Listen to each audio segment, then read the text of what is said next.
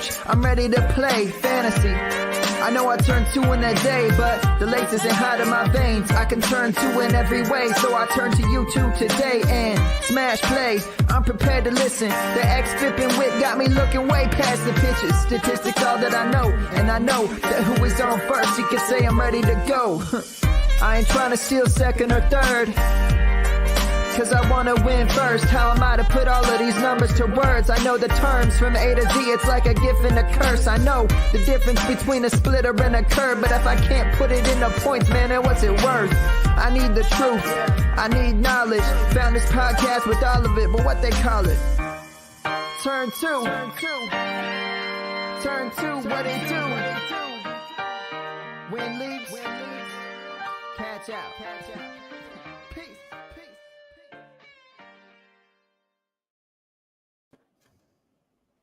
Hey everybody, welcome back to the Turn 2 podcast. I'm your host, Matt Williams. You can find me on Twitter at MATTWI77IMS.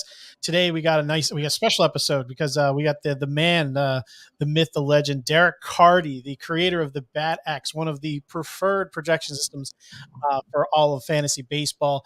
And it's definitely unique in terms of what other projection systems offer. So we're going to dig all into that.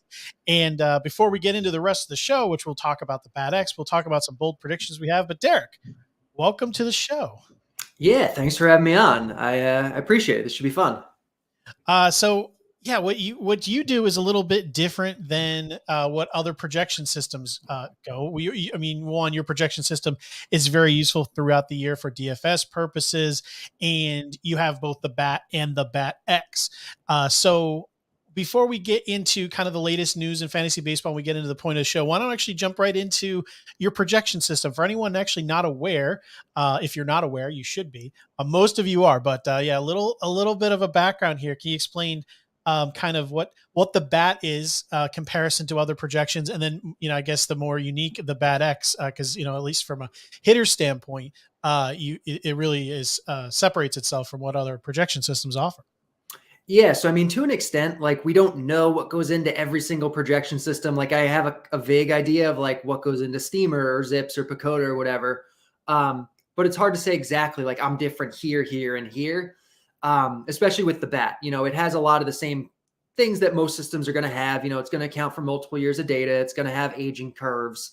It's got some, I think, unique stuff. The way it, I think the things that really set it apart are the way it accounts for context. It will look at every single at bat or plate appearance that every single player has ever taken in their entire career. And it will look at the context of that particular at bat. Like, okay, he was in this park against this pitcher and it was 74 degrees and 52% humidity and the wind was blowing out and the umpire was this and this was the defensive configuration. And it'll just account for everything. And it'll say, okay, well, on the whole, like this guy faced some really easy circumstances or this guy's faced some really hard circumstances. And that can kind of give us a better idea of a player's underlying talent level, because it's a lot easier to hit a home run off of Jason Vargas than it is off of Max Scherzer. So like if a guy take that Jason Vargas. Yeah. So it'll kind of account for all the context. And I think that's one of the things that really gives the Bat its edge. And then the Bat X I introduced a couple years ago. And the thing that really sets that apart is accounting for StatCast data. And it only works for hitters so far, still building out the pitcher side of it. But it accounts for all the good StatCast stuff that you're going to be, eyeballing yourself, your barrels, your exit velocity, launch angle, sprint speed, and different variations of each one that my tests have found to be predictive. So it's done really well so far. Like you said, I think most people hopefully are familiar with it. If not, definitely check it out. It's free at Fangraphs for season long. Fantasy Pros had an accuracy, they do an accuracy test every year of all the projection systems. It was the most accurate the last couple of years in terms of like original systems. So that's always really nice to see that like it is working. Yeah, if anyone hasn't given it a shot, definitely go look at it. Especially, if you're used to Steamer or ATC, which is kind of aggregate. Go to the Bat X for hitters. Look at the ones that like stand out positively or negatively, which we'll talk about some of them coming up. But it's good to see where it differentiates, and you can dig deeper into the players yourself if you want. I know we've been everyone who is a big fan of yours has been waiting for the pitching side to come out. You said it's not quite there. I know you don't want to give away, obviously, your very secret sauce of sorts. What is holding up the pitching, do you think, the most? What is, I mean, if you don't mind, answering the question, obviously hitters, it's a little more straightforward. There's only so many inputs. It's like, you versus the pitcher, there's only so many things, pitching, there's velocity, and then there's the arsenal changes. There really is a lot that goes into it, and we don't know what kind of baseball there will be. So it's difficult on just surface things. Is there anything in particular that you have found that is maybe holding it back from being what you want it to be? Time is honestly the only thing. It's the time to do it and to do it correctly. Like anything I put out there, I expect to be the best. I want it to be the best, and I want it to be the best that it can be. And so hitters, just by nature, we don't have as granular data for hitters as we do for pitchers. Basically, everything we're looking at is on the at-bat level. Once the bat hits the ball, we're looking at barrels, exit velocity, launch angle. But for pitchers, we have things on the pitch level, and there's so much happening on the pitch level. And there's a lot of physics involved in figuring out what's happening on the pitch level with pitch trajectories and like everything else. So like, I'm not even really caring about barrels and, exit velocity, against for pitchers. I'm caring about the actual pitches themselves, how they're coming out of the pitcher's hand. And yeah, we have the basic stuff, velocity, movement, spin rate, but there's lots of other things that don't get talked about publicly that really, really impact pitch quality.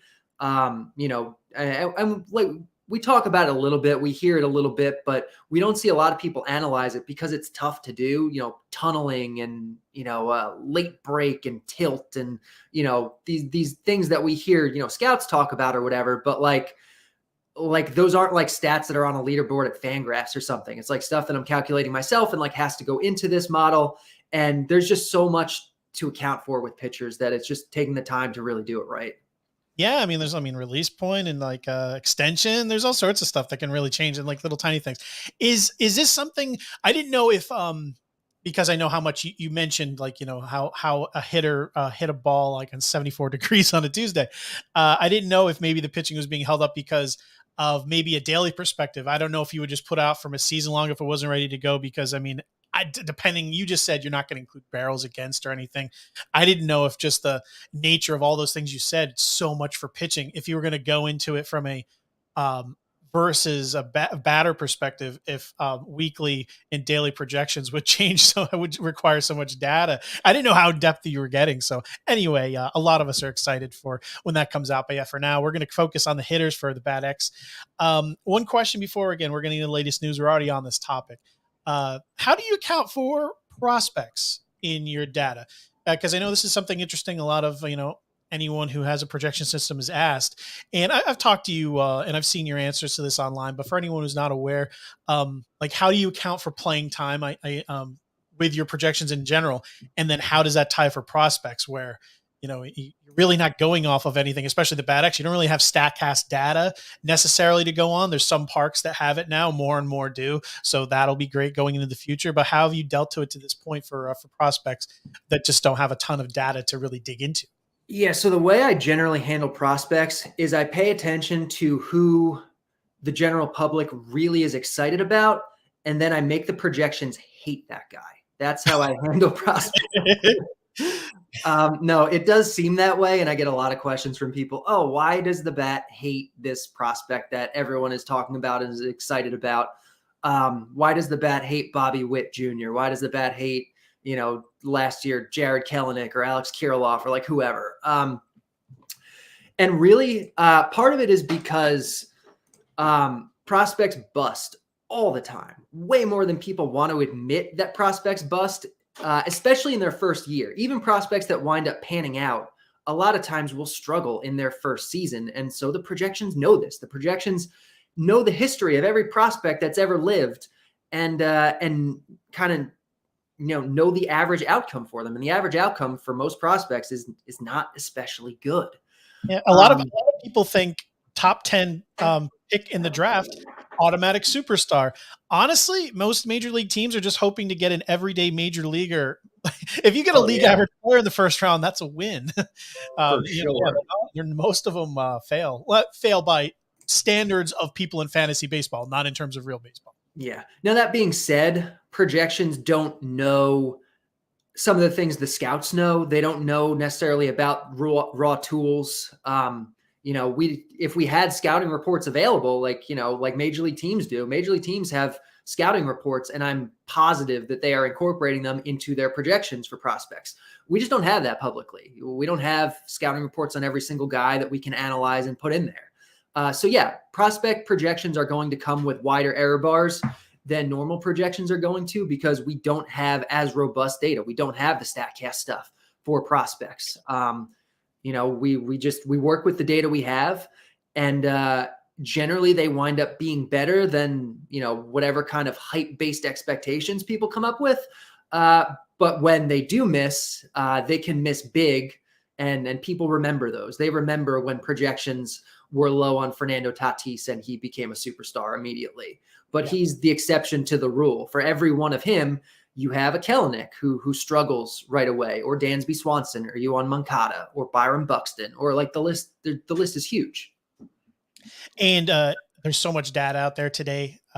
Talked about it with Ron Chandler.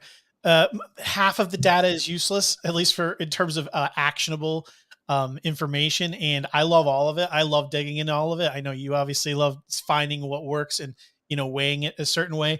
When there's more and more data on minor leaguers, it could get ugly because it's coming. I mean, there's going to be tons of StatCast data, and they have all of the different new instruments in minor league parks. There's going to be so much available, because right now, I mean, it's there, but a lot of it's not publicly available, and that is coming. Right. And yeah, it's going to be a mess because no one knows. Everyone's going to see it, and everyone's going to know what that means at the major league level, but there is no way to translate it accurately. For now, I mean, I basically look at plate discipline. That is the thing that at least I rely on most from hitters going into the majors, where I feel more comfortable with them coming up and performing. It was, from a plate discipline, standpoint. But yeah, when you're talking about exit velocity and how they perform versus AA and AAA, it's going to get taken. It's going to get taken so many different directions. So that'll be interesting to watch, and interesting to see how, I guess, maybe you end up using that. Cause I would assume after a certain amount of time, you will, there'll be certain things, there'll be certain correlations that seem more and more important, especially with attempting to predict how prospects will pan out. But again, that quality of opposition, there's so much. So getting into the latest news in baseball, we have just a few things to cover, and then we'll get back into projections and a few bold predictions. This isn't really news or a rumor, but we're going to talk about it anyway, especially since we just talked about prospects. There is a couple of prominent people that cover the Mariners that seem to suggest Julio Rodriguez will be making the Mariners roster and maybe starting in center field on opening day. This is by means not confirmed. This is just something that has been out there from their big time radio hosts, and has been retweeted out by some beat writers. So, but he has been murdering the ball in spring training, and we know all about how good he is. He was, kind of a consensus number one or near number one. Many people liked him more than Jared Kelenic, even before Kelenic was busting. Again, this is a guy who has incredible plate discipline in the minors. This is no offense to Bobby Witt, but Julio Rodriguez, if everyone's excited about Witt, Julio Rodriguez is kind of on a different level of how good he could be from, I guess, the start. And we're talking about this season only. So, what is your opinion on Julio Rodriguez? If we knew Bobby Witt Jr. was going to be in the majors day one and Julio Rodriguez, I've seen Bobby Witt go in the third round this year. Yeah, Julio Rodriguez is not getting there yet, but who would you prefer of the two? I know projections prefer Rodriguez. They think right now, at least, he is the more major league ready guy.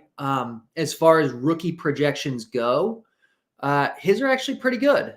It's rare that you see a rookie ever projected to just dominate. And we are actually kind of seeing that with Wander Franco projections this year, which is nice. But, Julio Rodriguez projections are pretty good. And obviously, from a scouting perspective, he's a guy that everyone's excited about too. So, it's going to be really cool if the Mariners are going to start him in the majors right away, and we'll get a look at him. And, I do expect, he probably should be pretty good right away. I hope, at least. I don't like investing in rookies usually. I mean, especially early, I should say. Riley Green, I'll take a flyer. He's going really late. He's probably going to play. Bobby Witt, yeah, it's early. He goes really early. He's going earlier and earlier.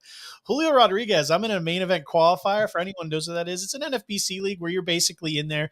The prize is a main event ticket. It's, it's a very expensive to get into the main event, and it's just a fun 15-team league, and there's only one prize, winning.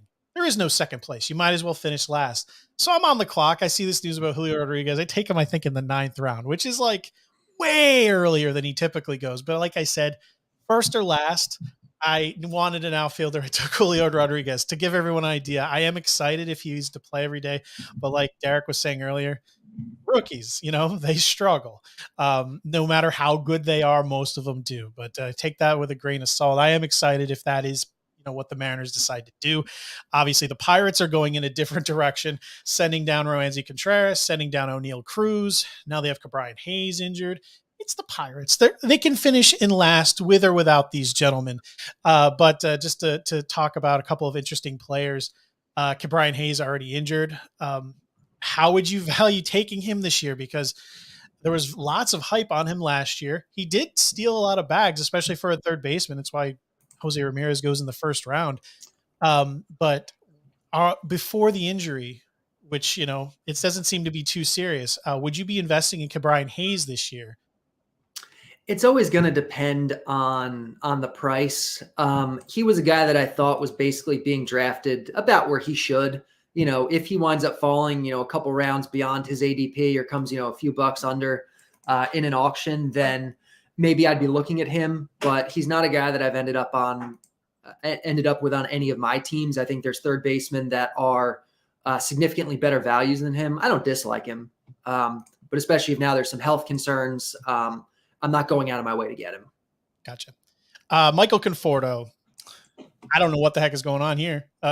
We talked about him a little bit before the show because we were talking about like updating how often you update the FATX. And Michael Conforto hasn't signed anywhere. Andrew Vaughn gets hurt. White Sox trade for Adam Hazley, doesn't sign Michael Conforto. You got the Blue Jays. They trade Randall Grichuk. I thought Conforto could go there. I know there's obviously other variables that could prevent him from signing in Toronto, but I thought that could have been a fit. The Mets aren't probably a good fit because there's not necessarily everyday at bats in their lineup for him, and he is probably looking at a short-term deal. So, one, how do you like Conforto from a standpoint of him bouncing back? Last year he had some COVID issues. He also had some soft tissue injuries that kind of derailed him and Jeff McNeil. How do you like Conforto just as a skills standpoint going into this year? And does a guy being this unsigned this late really worry you? Because sometimes there was the risk of someone waiting until after the draft who had a qualifying offer attached to him, but not anymore because the draft is no longer in like June. It's at the All-Star break. So that's a long ways to wait. So I can't assume that's in the cards for him. Yeah. From a skills perspective, I definitely expect a bounce back. Like I think he's one of the, I don't want to say one of the best hitters in baseball, but like he's definitely one of the better hitters. Like he's a top probably 30, 40, at least top 50 hitter in baseball. And depending on where he lands, he could be really valuable from a fantasy perspective. And he's going so cheap in drafts right now. I don't know if people are just scared or what the deal is, but I have him in a couple leagues and I'm hoping that he signs somewhere. Because I am starting to get a little bit nervous. Like we're almost a week out from opening day now. He still doesn't have a team. Like I fully expect him to sign, but it hasn't happened yet. So, I don't know. It's been a while since we've seen, I think a few years back, like Kendrys Morales, like waited until midseason to like sign somewhere. And like, I hope that's not what we get with Conforto, but I don't know what he's waiting for at this point.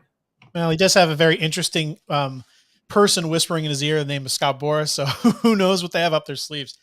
The last thing we'll talk about before we get into the main topic is relievers, everyone's favorite topic, closers. There's a couple of questions here. One, how do you feel about drafting closers this year? For anyone who I hate them. They suck. They're just the worst. Saves are unfortunately a category. In Roto, you can, in other categories, in other formats, you can ignore them, which is more fun. But in Roto, you do need them to compete. At least, you don't need to lead the league, but you do need to try to get some. Do you believe in any of this, of all the elite relievers being pushed up? I should say there's so many that are guaranteed a job, and that is the thing that everyone's been pushing. But of course, there are no guarantees. Look at Will Smith, replaced by Yeah. Kenley Jansen. Hardly anyone saw that coming. Now you have the Giants named Jake McGee closer over Duvall. LA, the Dodgers pretty much committed to a closer by committee. I know a lot of people relied on Blake Trinan. But the haters, Hendricks, Diaz, Iglesias of the world, Presley, they're being pushed up because of a guaranteed job. And I understand pushing up certain pitchers because of a skills standpoint, because man, if you need saves, you might as well get them attached to like 100 strikeouts and some nice ratios. So how do you like to approach closers from a projection standpoint? Is this something you'd rather just like punt as much as possible and get your as low money as possible into saves?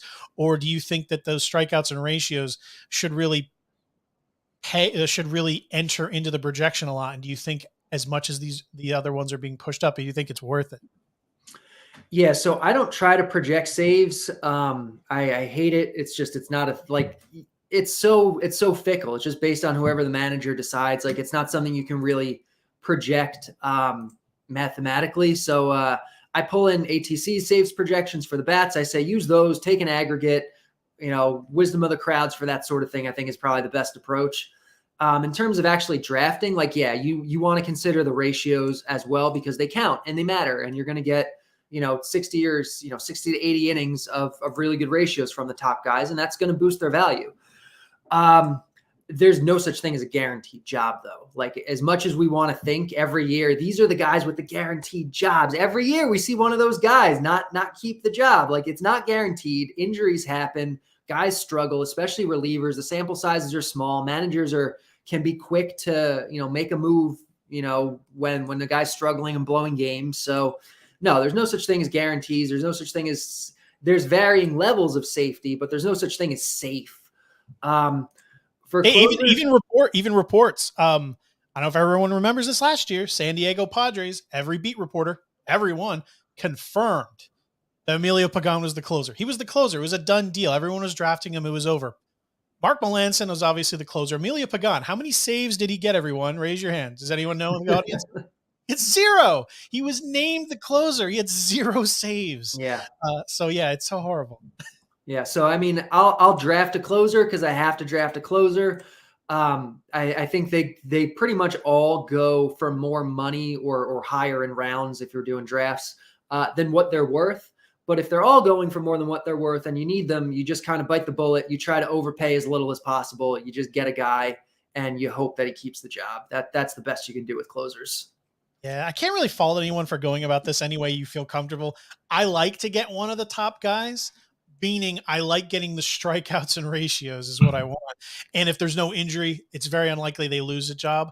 I'll get one of those like top 5 or 6, allowing me to just not even think about it for the rest of the draft. This isn't auction. This isn't snake. This isn't anything. And then later I'll take some shots on some interesting people very late after I have the rest of my team locked up. But yeah, rather than gamble on a couple of weirdos in the mid rounds, I don't need to be taking Lucas Sims and Garrett Whitlock. Just give me Edwin Diaz and I'll take my chances. But yeah, that's closer. So that is the news. We're going to jump back into the rest of the show. We're going to talk a little bit about the Bad X again. And we talked about earlier, I love going through and seeing what the popular early projection systems like Steamer and then the aggregates like ATC think. And then I love looking at the Bad X and looking at some outliers. So I asked Derek to kind of prepare a list of his top 5 outliers that he found in his projection system that he thought was interesting. And we're going to go through them right here. And I don't even know what they are. So he's kind of springing them on me. So Derek, number 1, who is, I guess in no particular order, who are some of the outliers you liked in the projection system this season? Yeah, so Justin Turner has to be number 1. I think the bat is higher on Justin Turner relative to the market than it is on just about any other player in fantasy this year. And I don't understand why people don't like this guy. I mean, I guess I do understand. People are biased against players that are old and boring. And Justin Turner is 37 years old. He's old and boring. He doesn't have massive power. He doesn't steal bases anymore. But he's one of the best hitters in baseball. He's probably one of the top 10 or 15 just pure talent hitters in baseball. And you can get him so cheaply. Like, yeah, he's not going to hit 40 home runs, but he's going to hit you 25 or 30 with a good batting average, hitting probably in the middle of the best lineup in baseball. He's going to get a bunch of RBIs, a bunch of runs, and now with the DH in the National League, like, he's gonna, I guess, have, like a safer path to at bats, a safer path to like staying healthy. So I think it's crazy that he's going as low as he is, considering how freaking good he is and the team that he plays on. It's not like he's a good hitter on the Pirates. He's a good hitter on the Dodgers. He's going to hit cleanup or fifth probably.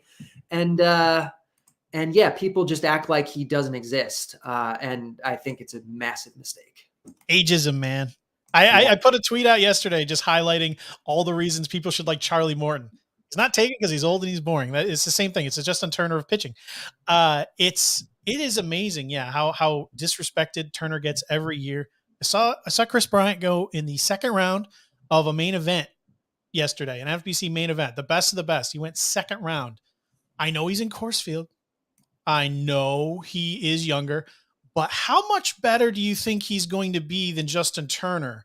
For all the reasons Derek just said, in the DH, maybe, I don't mean the DH, they have other people to worry about, AJ Pollock, but yeah, Turner will get his share on there. It'll probably keep him off the field a bit more, but you can get Turner in what, the 10th, 11th round. So I'm not calling them apples to apples. I'm just hammering home the point of, yes, I absolutely agree. Justin Turner, perennially underrated. Who's your second outlier? Joey Votto. He was a guy that I thought was like the most egregious guy last year. His ADP was like over 400. And I'm like, this is like a legit starting caliber first baseman in every format. Like not even corner infielder. Like he's one of the best 10 first basemen. And obviously he went out, he crushed. And I guess people just like aren't buying it. At least to the extent that they should, because he's not going as late as he was last year, but he's still going way too late. For a guy who is as good as he is. Like starting in 2020, he started really making legitimate changes to his launch angle, to his exit velocity. He talked about it. Like we know this is a conscious change for this guy because he's so smart. And he's literally told us, yeah, I'm doing these things now. I'm trying to hit the ball in the air. I'm trying to hit home runs. And yeah, I mean, he made bigger gains on all of those things last year. So yeah, he's old and I guess boring. I don't even think he's boring at this point, but, people, I guess, still kind of consider him old and boring. And I think that's really, really dumb because he's an amazing hitter. He's in one of the best power parks in baseball. And yeah, I'll take him for where he's going every time. A lot of people also forget he actually had a broken thumb for a lot of last year too. Yeah. Look at what he did and then add that in. Any worry about that team being gutted? I don't know where he's started out with your projections until now. There's no difference in playing time. They'll obviously need him a lot more. If anything, it maybe helps Tyler Stevenson on the team because he's maybe more of an option to DH. But as Joey Votto himself, Winker and Suarez leaving town, does that matter? Because, the team as a whole will score less, but the top of the lineup is still not going to be too bad. How do you feel about just in general?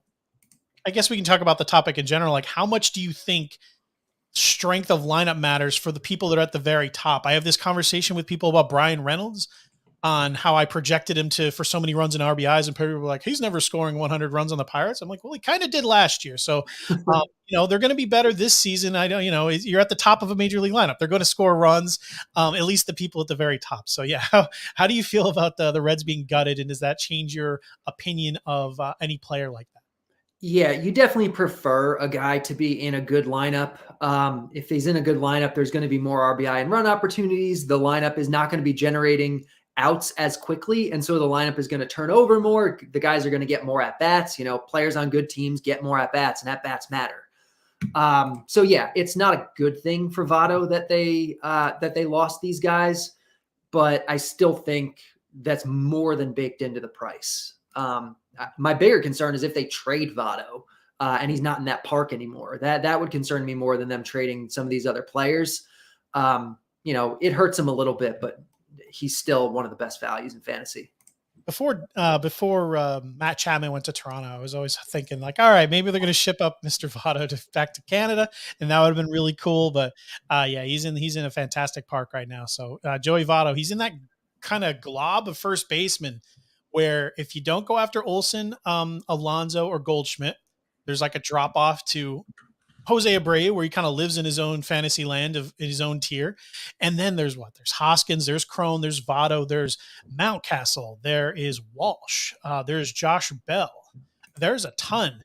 Do you like him more than a lot of that group? I know you love Josh Bell. I love Josh Bell.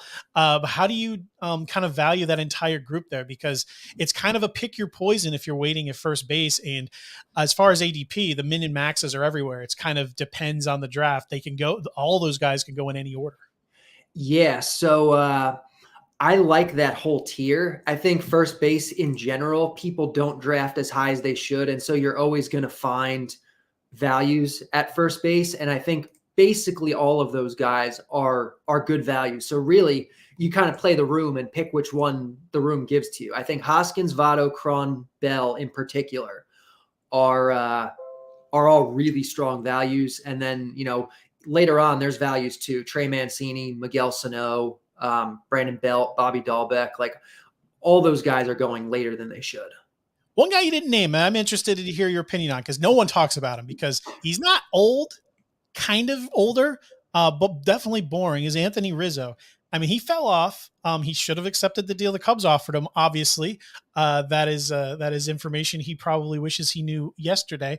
But still, a good spot for him to be in. He didn't really take off the way people hoped he would going to that park and lineup, but where he's going in drafts, I really like him as well. Any opinion on Anthony Rizzo, who is again someone who goes late because he's not exciting? Yeah, you can definitely throw him into that mix. I'm totally fine with that. I really think the way to approach first base, pretty much any year, but definitely this year, definitely last year, I'm not in at all. As much as I like, guys like Vlad Guerrero, Freddie Freeman, Matt Olson, Pete Alonso, as much as I think those guys are like really good hitters, I think you're making a massive, massive tactical error in drafting any of those guys because of the values that you're going to get with the later corner infielders. Like spend that high pick or the high dollars on literally any other position because you're not going to find the sheer number of values that you will find at first base anywhere else later in the draft. All right. And I lost track because I took us way off the rails. I believe that was only your second outlier. Who is your third guy? I'll try to keep us on task here. Yeah, so I'm going to go with another kind of old, boring guy. Like this is kind of my thing. Like this is what wins leagues. I feel like, these guys that are just older, boring, but still good hitters and, just go way later than people should be taking them. I mean, isn't this just projections by nature? Is they are not bogged down by variables that people like, I guess emotionally wrap themselves in. Like age and things that like mathematically don't end up changing a player's value, but people, it's like, yeah, the outside world is changing their value. They're changing their value because of narratives in their own minds. Yeah, and exactly. that's why it's good to take a step back and let the computer do a little bit of the thinking for you. Yeah. So Gene Segura is my guy here. The Bad X is definitely the high man on him. It likes his StatCast stuff, from the last year or so. And he's just like, he's good. He's going to hit, for a good batting average, he's going to get probably double digit homers, double digit steals. The Bad X has him pushing 20 homers. He's in a good lineup. We don't know where he's going to bat necessarily, but the Phillies lineup is really, really good at this point. So there will be opportunities for at-bats, for RBIs, for runs, plays kind of a shallowish position. So I really like Gene Segura. And he's just going way later than he should be. I love Segura every year. I loved him a lot last year. He was like second and third, and that was phenomenal. He doesn't have that this year, but I mean, you have a nice batting average, middle infield, late. He's got power, not as much speed as he used to, but he's coming into this year healthy. Maybe we see a slight uptick, nothing too crazy. And he's in a weird group of players where you'll talk to fantasy analysts / experts, and they'll tell you how much they like Gene Segura too. He's a name that comes up. Oh, I love Segura late. Yet his ADP does not change. He just sits where he sits. Yeah. As much as people like him, he doesn't move up. So yeah, absolutely. Great value. He's a sleeper that moves nowhere. He's such a sleeper. He doesn't move. He just sits where he is. There's no helium at all. And I couldn't agree more. Gene Segura, fantastic person. And I would have no problem with him starting. I mean, he's obviously the middle infield's really deep, and you probably have filled your starting spots by the time you get to him. But yeah, by all means, he's very underrated, and in a 15 team league, especially, he's fine. Yeah. Who, who, The Bad X has him projected as the 11th best second baseman. So like, he's not even your middle infielder. Like, he's kind of like a Votto last year, where like you're getting him late. People are like, oh yeah, maybe I'll plug him in, on my bench or at corner infield or utility. Like, no, Gene Segura is a starting second baseman in even a 12-team league. Oh yeah, absolutely, absolutely. Everyone talks about like the Brendan Rodgers and all that. I'm like Segura all the way, 100%. Who is your fourth guy? If I haven't lost count here. Yep. So I'm going to do 4 and 5 together. And we'll get away from the old boring guys. I'm sure you can identify a few others of your own, especially if you're looking at the bat. But 2 young, kind of exciting guys, but that are just kind of going overlooked. 2 Twins pitchers, Bailey Ober and Joe Ryan, both project as strong values in the bat. It likes both of these guys. And yeah, like they're not old and boring. They're like kind of young and exciting, and they project to be very solid pitchers. They should have spots in the rotation, more or less locked up, and you can get them pretty cheap. So I like both these guys quite a bit. I'll say one thing about the young Twins starting pitching. It's that when you're taking pitching at a certain level late, there's all sorts of risk. With these guys, it just happens to be lack of track record. But yeah, they're absolutely pitching. They're arguably the second and third best pitchers on the Twins. Yeah. Twins didn't do much else. They didn't even bring back Michael Pineda. They didn't even do anything. They brought Chris Archer after bringing in Sonny Gray to be their ace, which is good. Better than nothing. He's definitely not an ace, but yeah, they will be definitely throwing a ton of innings. The other guys that I feel, especially at I see on plenty of lists that people like, but they kind of sit where they have and their value hasn't moved up. So yeah, fantastic. I'm in a league right now where I already talked about it earlier in the show, MEQ, which is the main event qualifier, where you attempt to win first place. There is no second. I think we're in the 11th round now. I've taken 8 hitters, only 3 pitchers, and there is a glob of late pitchers, and those 2 are on my list. I mean, I'm not giving anything away. If anyone in my league is watching, good luck. I have a billion pitchers I like. You can take whoever you want. I have plenty more on the way. And that is your top 5 outliers. So yeah, go in, everyone. Check out the bat. Check out the Bat X. Go in there and see the differences between other projections and see what you can find, and see certain players that are projected higher or lower than the rest of the crowd. One thing I wanted to ask that we didn't get to is how does a change of environment change a player's value? Does it? Because from a public perspective, they love to run with the narrative. They go, oh my God, if Kyle Schwarber signed in Colorado, he hit 90 home runs. But in reality, it doesn't change as much as people hope it does. Chris Bryant goes to the Rockies. Castellanos goes to Phillies. Granted, he was coming from Great American Ballpark, so that was going to be, but people were thinking maybe he'd go to Miami. So this is obviously very good. That could have obviously changed his early offseason value. Carlos Correa to the Twins. He has a good track record there. Obviously, it's not Houston with that short porch. So I'd say overall it's not great, but again, not a huge thing. So is there any environment changes that really changes a player's outlook this season for you? Yeah. So changing environment always matters. It's something that the projections are going to take into account. But like you said, the public sometimes can over or undervalue certain changes. Like the biggest one you're ever going to get is a guy going into Coors Field. So Chris Bryant going into Coors Field, yeah, that matters. It's going to help his value. I still much prefer Justin Turner, especially if you have to take Chris Bryant in like the 2nd or 3rd round, like you said. But yeah, that is going to absolutely help Chris Bryant. It's going to help Randall Grichuk. So yeah, I forget the question, but yeah, it matters. Castellanos, Philly was one of the better spots he could have ended up in. So like relative to other spots that he could have been, yeah, it's nice. It's a little bit of a drop off from where he was last year. I still think he's a value. I still think he's a guy that I like at his ADP. I think the skill set is really good. But yeah, it's really just a matter of evaluating everything and not overreacting to just one bit of news. And I think that's why projections are good, because they don't overreact. They just evaluate it objectively. And the question, I mean, you nailed the question, so I didn't butt in. The question was just how player environment really changes a player's value. Whether it's played up in the public eye, which brings us to our next question, which is very specific to this topic and changing environment. Baltimore, Oh yeah. Camden Yards, their new dimensions.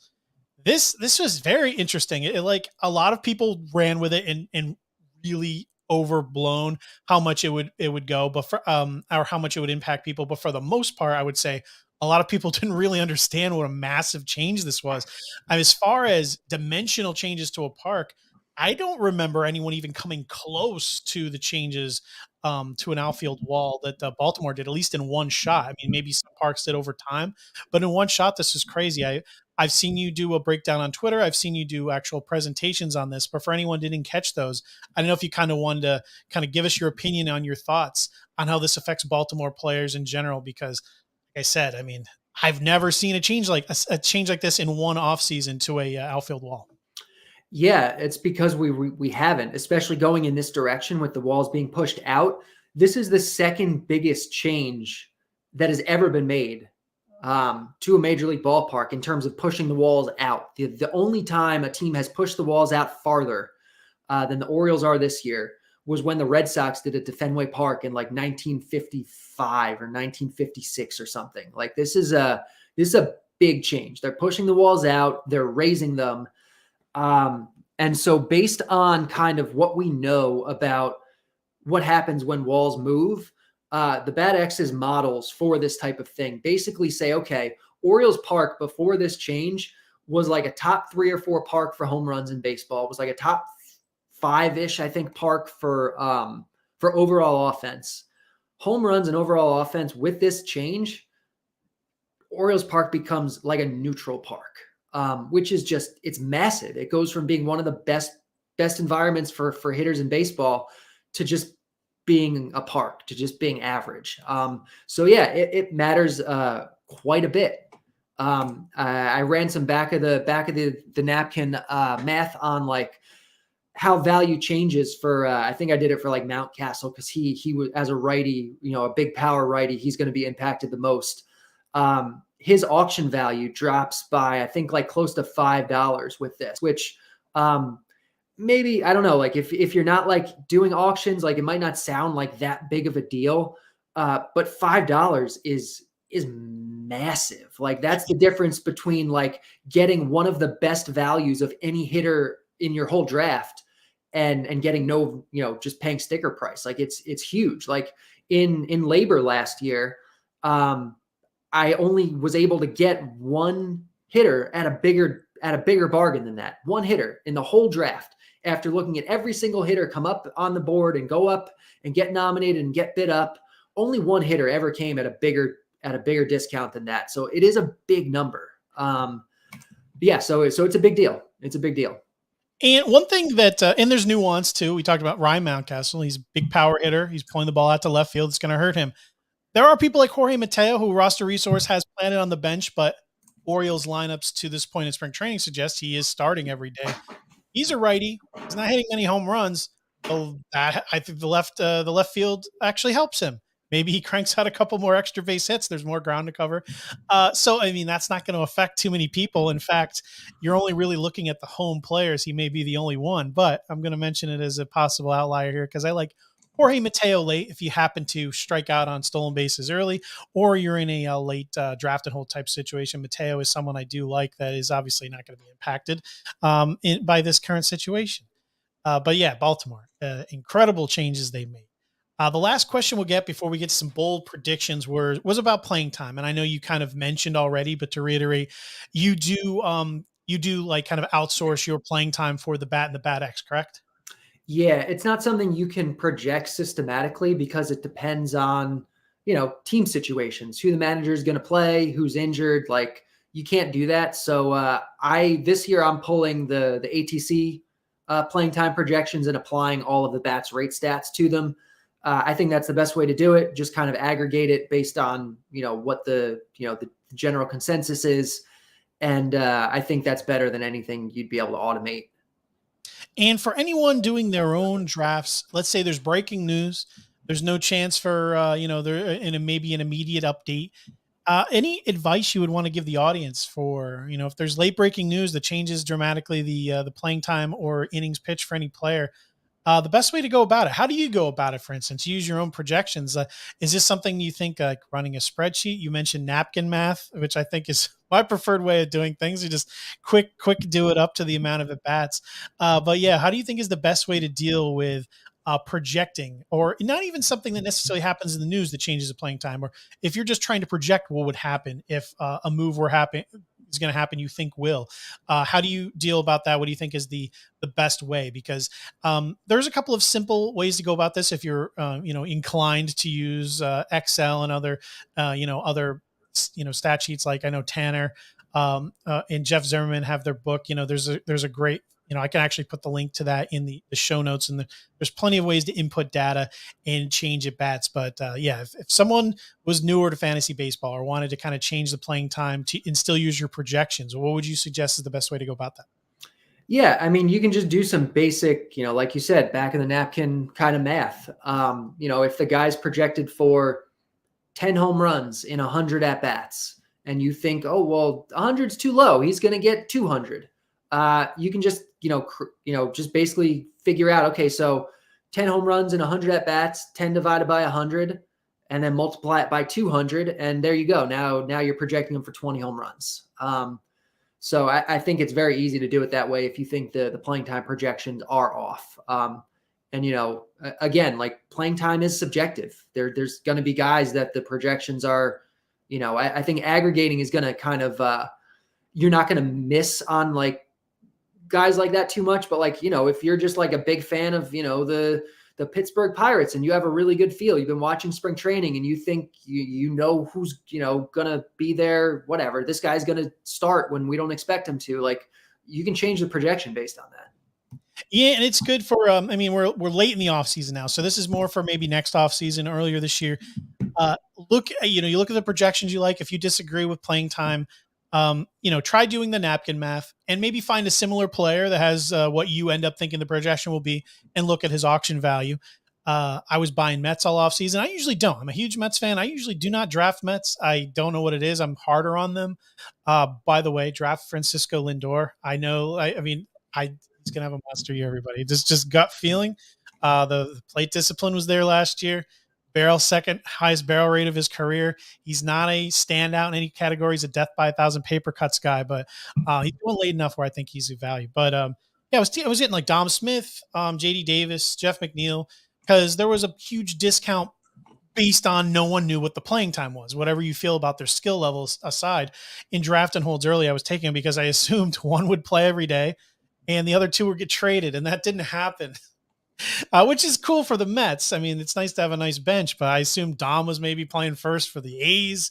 JD Davis was going to DH for the Cubs. I didn't know it was going to happen back in like December, but it certainly wasn't this. But if you believe that there's a change coming, go ahead and project out what you think is going to happen and do your own math.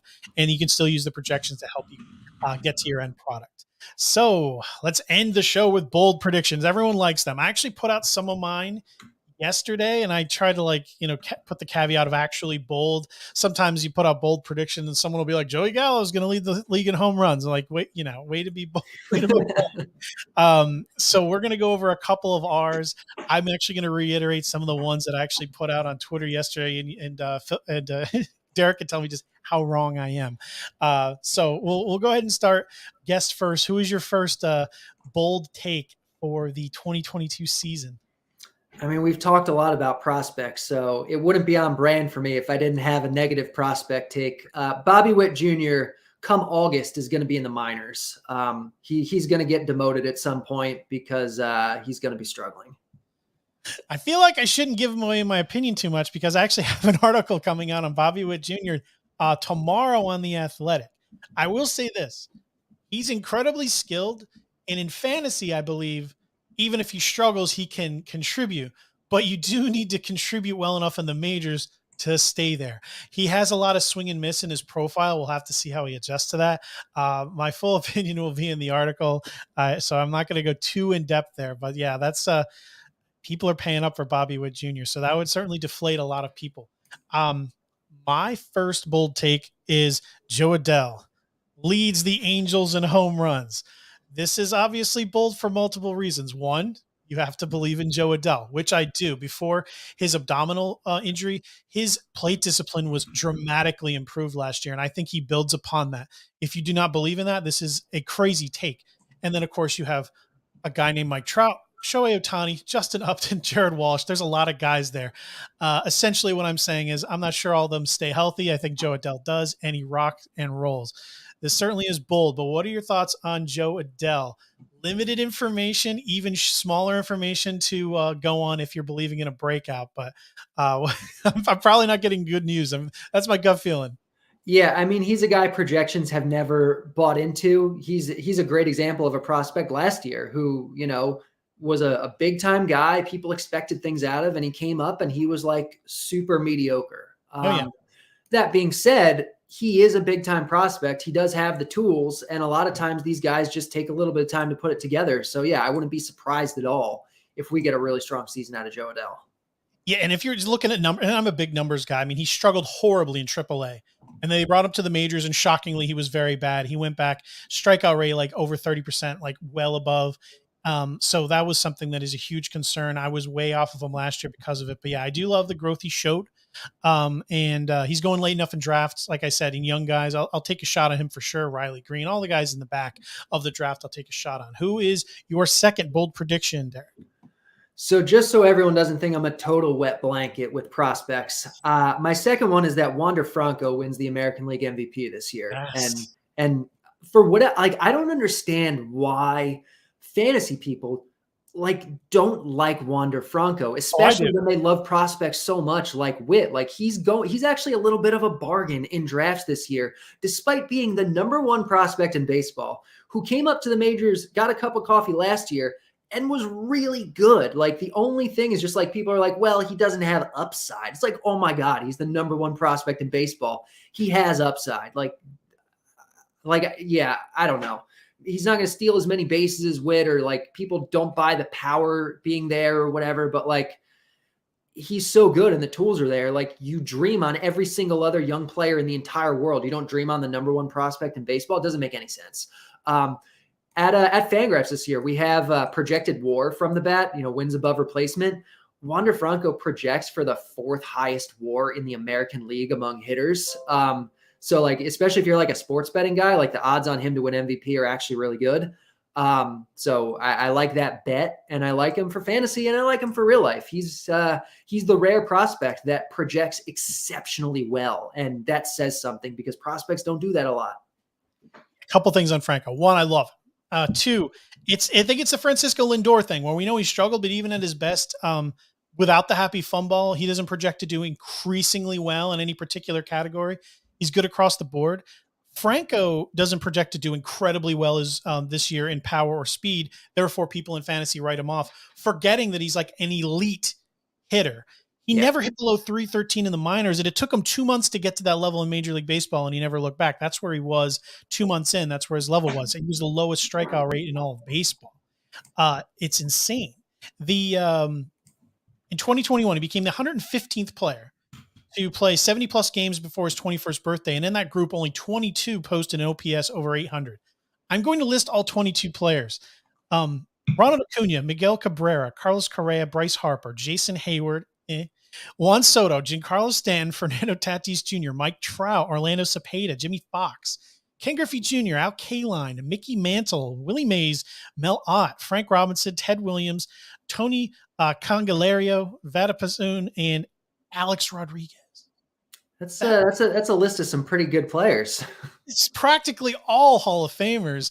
It's really extraordinary how good Wander Franco is. And this is my projection for this year, which doesn't sound good to some people from a fantasy perspective, but I still think he's worth it.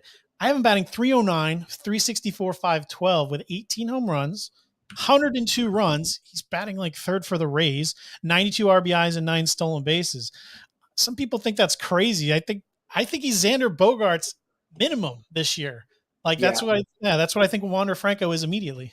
Yeah, I'm kind of with you. That sounds like a pretty good medium projection to me. So yeah, hey, Wander Franco, I like it. I don't have a ton of shares because he's just kind of an awkward fit sometimes, depending on how you've drafted the first few rounds in fantasy. But I certainly don't think his ADP is egregious in any way. Here's a guy, another guy you're going to disagree on because I love numbers, but I also love going in and looking at growth. This guy who I'm going to bring up, he went from A ball to the majors last year. Kind of was forced that way because of the Rule 5 draft. Struggled in the second half, but showed strong plate discipline, and that is Akil Baddoo. I think he's slated to bat leadoff. There's certainly some possibility of a platoon down the stretch, but he did improve versus lefties last year, and I think he will this year. My bold prediction, he goes 25-25. I won't guarantee what batting average comes with it, but I think he can pull a rich man's Robbie Grossman this year. Yeah, I wouldn't be surprised by it. I mean, the speed was there last year. There's some power. The batting average is probably not going to be very good, but yeah, I think you're going to get, a good amount of counting stats out of him, and he's cheap enough, so I'm fine with that. Oh, I'm surprised to hear that, which I'm glad everyone's on board. Who is your third breakout, or I said bold prediction? Walker Buehler is going to be I don't know what's bold. Walker Buehler is going to be outside of the top 30 pitchers this year, outside of the top 40 pitchers. Walker Buehler is going to be a huge bust. Walker Buehler, I don't understand why he's like the probably like the fourth pitcher off the board in most drafts right now, something like that. At worst, he's like the sixth or seventh. At the worst, I've even seen. Yeah, I don't buy him as that. Is this a velocity thing mostly, or? It's an everything thing. Like, velocity a little bit. But like, you just look at the underlying numbers and they weren't even that good. Like, he didn't even strike out 10 guys per 9 last year.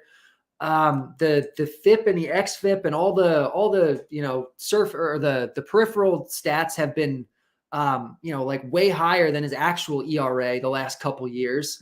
The BABIP has been insanely low. And I know there's so many people that are like, well, it's been like 4 years. It's got to be real at this point. It's like, no, it doesn't. That shit is so noisy.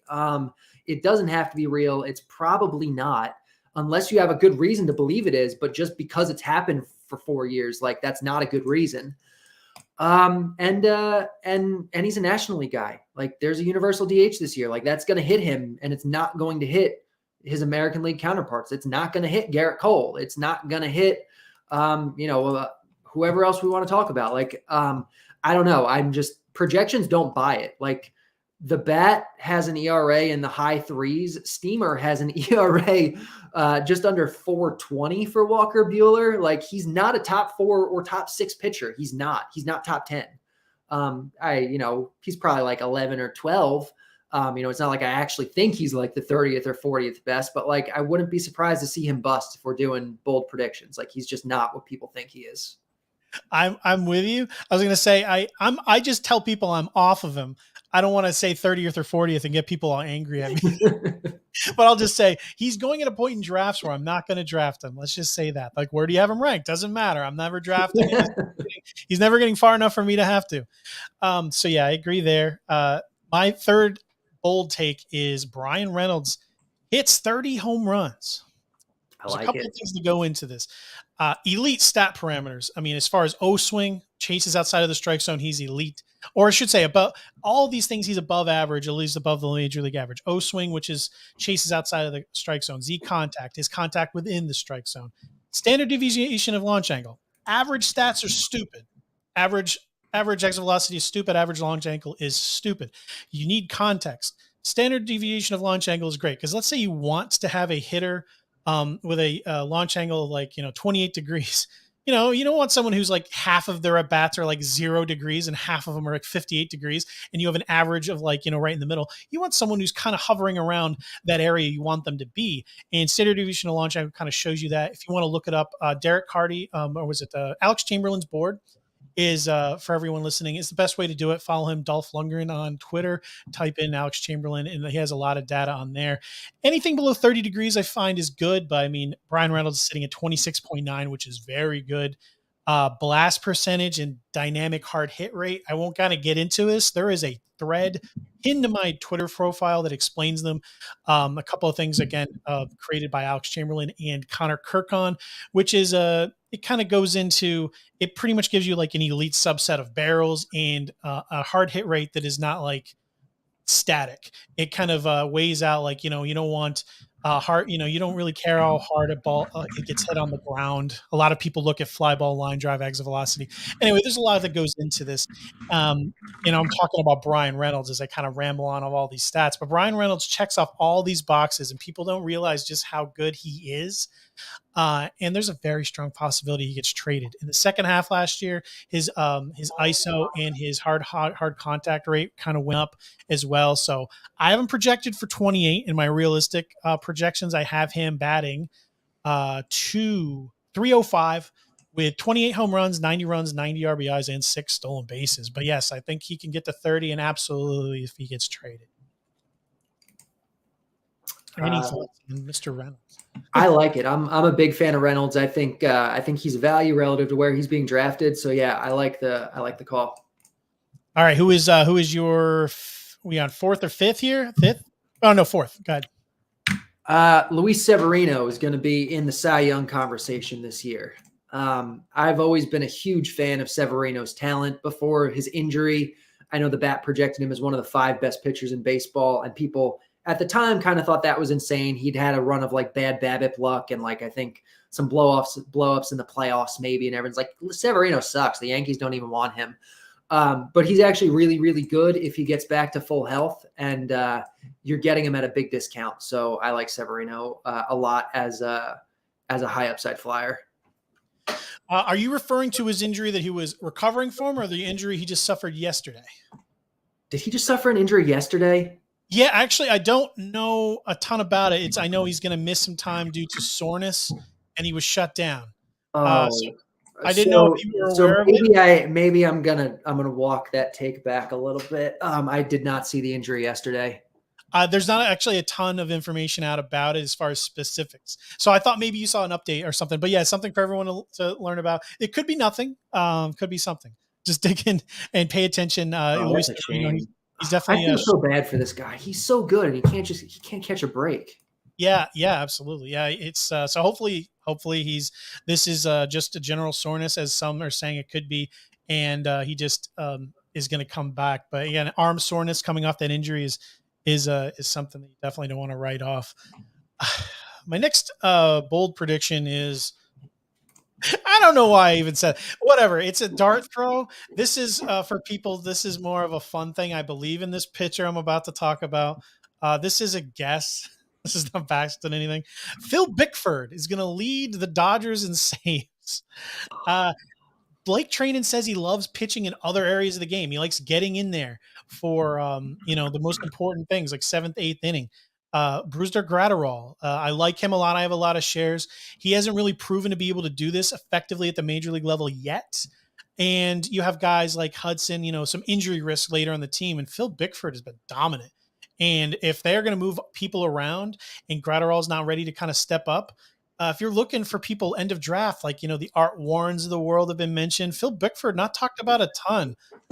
Maybe, this isn't something I'd predict and maybe state that I think is definitely happening. But as far as bold takes go, I love Phil Bickford as a very undervalued player, because in deep formats, worst case scenario, you have yourself a great pitcher with good ratios. But I think there's a good chance he picks up a good chunk of saves this year if Trainen really is not going to be a steady picture in the 9th inning. Yeah, I love Bickford's talent. I had him in NL leagues last year just for his ratios. It does look like there's a note from yesterday on him that he's not going to be ready for opening day from arm soreness, which is unfortunate. But I like him a lot. I think there's definitely a chance he finds himself in that conversation. I think he's one of the better relievers in baseball. Maybe one of our next takes, me and you will talk about someone who's not injured. We have a couple left here. Who do you have anyone left on your list? Yeah, Nolan Arenado is going to suck. He kind of already. In my bold takes thread, someone said that Alec Baum is going to outperform Arenado, and why I don't disagree with you on Arenado. I was like, no, not Alec, not Alec Baum. Pick someone else. Yeah, I do think there's going to be a lot of guys that outperform Arenado. I'm just not the. It's actually really funny if you look at his Fangraphs page. The bat is the high man on Arenado, and the bat X is the low man on Arenado. Like, there's such a huge difference once you incorporate the Statcast stuff. It really didn't like him last year out, when he was leaving Coors Field, and everyone's like, well, like, he was injured in 2020. Give him a break. But like the Bad X has hated him for a couple of years now because the Statcast stuff has just been in free fall across the board. It's been terrible. If you wanted to give him a pass going into last year because in 2020 he was hurt or whatever, fine. But he really didn't bounce back. His stuff is still looking really, really bad, and I'm just not a believer. I want no part of them. I love the bat and the Bad X showing down to disagree on Arenado. Reminds me of that scene in Moneyball when they have when he's visiting Cleveland and they have he's talking to the GM and then he talks to the guy in the back of the room and the guy's like, no. You're like, I like Arenado, and the Bad X is like, no. We're not going to do that. Next two guys I have are pitchers. I'll just kind of lump them together here. It's both strikeout related. One has to do with, both have to stay healthy, and one I just think is going to pitch more innings than people think. One, Tristan McKenzie strikes out 200. I realize this is maybe the boldest take, maybe even more than Bickford, but he has the stuff to get it done. I think he does take a step forward this year. Cleveland, I really believe in their system. If he just gets even 15 more innings than projected, he can easily approach this. The big problem here is there just may not be pitchers that pitch this many innings this year, which now after I posted this is probably going to be the thing that holds me back. But how about this 200 Ks in relationship to the rest of the league, how it scales and how many total innings the whole league kind of throws. But I think 180 is certainly something that I think is within distance. But I think if things shake out correctly and he takes a step forward, 200 Ks for Tristan McKenzie, and then Joe Musgrove, 250 strikeouts is my bold prediction, who I think is someone last year people thought he was affected by the sticky substance because he struggled a little bit after June 21st. Not the case. Spin rate actually went up. He just he just isn't used to that kind of workload. He's healthy going into this year. They really need him in San Diego. So yeah, I love those two pitchers to kind of make a big step up this year. McKenzie obviously being the later of the two. Yeah, I like it. McKenzie's a, young, exciting guy, good stuff. I can definitely see that kind of upside. All right. Now, how do you want to end the show here with, I guess your last, you might have one or two left on your list for bold takes. I mean, that's kind of the extent of my bold takes. If you don't draft Justin Turner, you're bad at fantasy baseball. How about that? That's my bold take. He's just going way too low. I can't stress it enough. Like, Justin Turner is just such a good pick at his price. Yeah, he is. Especially at third base when there's so many people talking about how shallow the position is. Well, I always said from the beginning, I never thought it was shallow. I never thought it was a cesspool. It's insanely top heavy in terms of like certainty. It ends really quickly. Really, it ends after like 3. I mean, you got J-Ram, you got Machado, and Devers. I mean, the uncertainty starts with Alex Riley. It kind of drives from there. I mean, honestly, the fourth most safe third baseman probably is Chris Bryant now, which is, why we're seeing an insane ADP jump. But it's a very deep pool of very interesting players. You know who's someone interesting? And we're going to try to end the show in a second. We're just talking about third base here. If they ever traded him, which with Torkelson coming up and then moving around players and the guys they were talking about trading, I always hope that the Tigers would somehow move Heimer Candelario. Yeah. Because, man, this guy, I mean, Castellanos was a good example of a guy who just was like a line drive machine that just needed to escape that ballpark. Because dimension-wise, if you're a pull home run hitter, it's not too bad, but anything in the gaps and center is like cavern. But what do you think of Candelario? Because he's always someone I try to tell my followers, this guy gets traded to a ballpark, even average, there could be some massive bump coming for him because he led the American League in doubles, and if he was moved to anywhere even moderately average, I think he could be a monster. Yeah. Again, anytime you shift a guy into a better park, you're gonna see a benefit. So yeah, I mean, with the way third base is, he's a guy that I think does kind of make sense.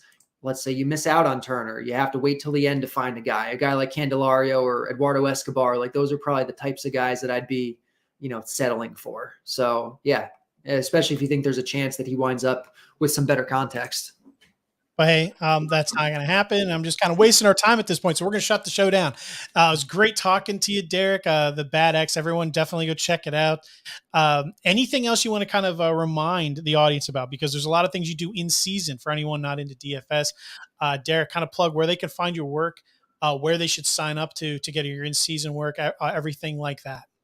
Yeah, you can find me on Twitter at Derek Carty. Always happy to answer any questions you have. If you play DFS, you can buy the bat over at Roto Grinders. If you're into sports betting, you can buy the bat for sports betting over at EV Analytics. Player props, money lines, games, like the whole deal. The tools there are really great. You can compare the bat to your favorite sports book and kind of see where the best values are on any given day, which is really cool. For anyone still listening to the show at the very end, I have one final question for Derek, because you brought up sports betting.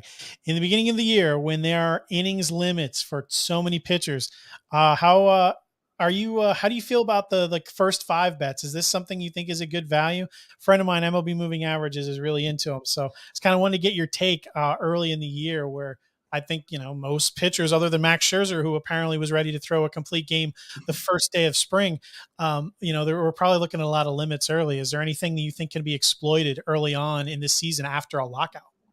Yeah, definitely. So, I mean, anytime you're looking at submarkets, the lines are going to be less efficient. Player props, first inning lines, first 5 inning lines, stuff like that. The lines are always going to be weaker for those to begin with. So especially if you have an angle that you believe in, and I think that's a good one. Like if you're really paying attention to who is built up out of spring training and who's not, you can probably exploit that. Not just in, the first 5 inning lines, but you can bet on, the unders on, or the overs, I guess, depending on what it is, on the pitcher strikeouts, on the pitcher outs. So I think there's definitely edge to be had there. All right, so everyone go again over at EV Analytics. Sign up for the bat over there for Derek's work for betting. Roto Grinders for the Bat X in season.